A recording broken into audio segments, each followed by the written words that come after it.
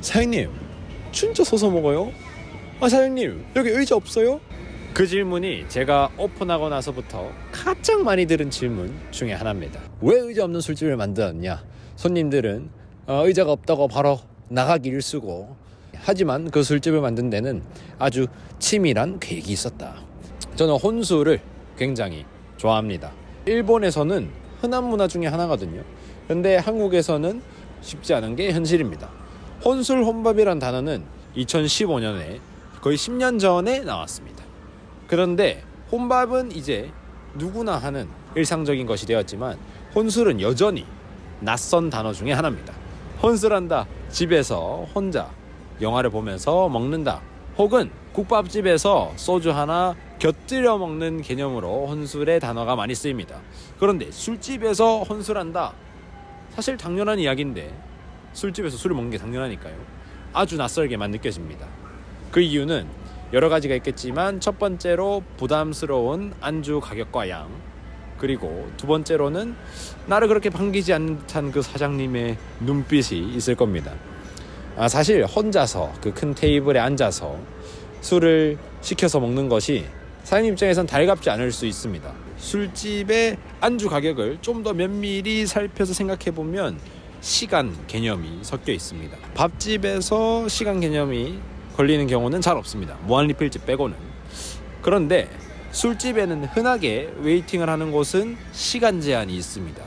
그 말은 술집에서는 시간이 1시간 반, 2시간은 우습다, 3시간에서 4시간 그 이상도 가는 경우가 있습니다. 그렇기 때문에 술집에서 안주의 가격은 당연히 비쌀 수밖에 없습니다. 자릿세 개념이 되는 거죠. 자, 똑같은 자릿세를 내고 4명이서 먹는다, 똑같은 자릿세를 내고 1명이서 먹는다, 가격은 차이가 날 수밖에 없습니다. 사장님이 나빠서, 사장님이 정말 그대를 싫어해서 반기지 않는 것이 아니라 구조적으로 혼술을 반길 수 없는 현실이 있었다. 그렇다면 이것을 과연 어떻게 해결할 수 있을까? 회전율을 높이면 됩니다. 안녕하세요. 안녕하세요.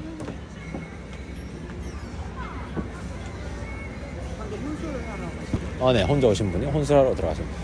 자, 이게 되면 혼자 오는 사람을 반길 수 있는 구조가 되고, 또 실제로 안주 가격이 합리적으로 변할 수밖에 없습니다. 밥집의 가격이 될 수 있고, 그러면 혼자 와도 부담이 없고 사장님도 좋고 방문하는 사람도 좋고 서로가 편안한 이런 구조를 만들 수 있다.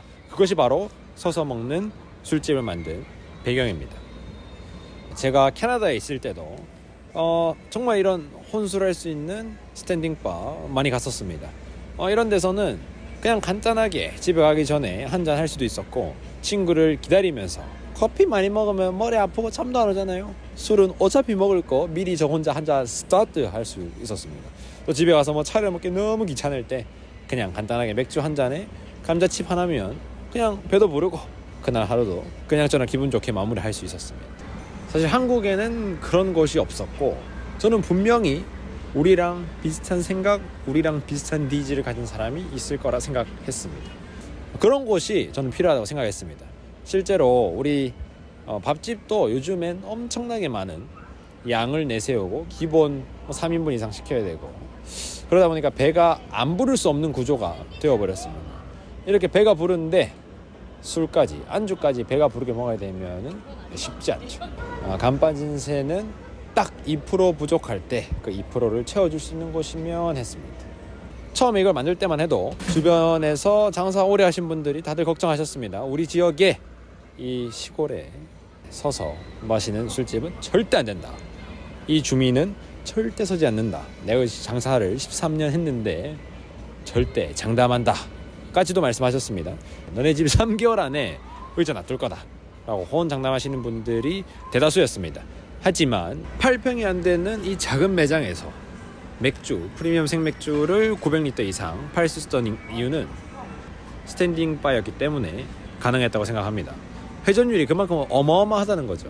그리고 이 결과는 우리가 처음 예상했던 그것이 2% 부족할 때 갈 곳이 없다, 그것이 필요하다 라는 것을 증명해준 그런 결과가 아닌가 생각을 합니다. 자, 그런데 이 생각만 가지고 스탠딩 바를 만든다, 100% 아니 1000% 망합니다. 왜냐? 그것에 대한 이야기는 다음 편에 계속해 보도록 하겠습니다.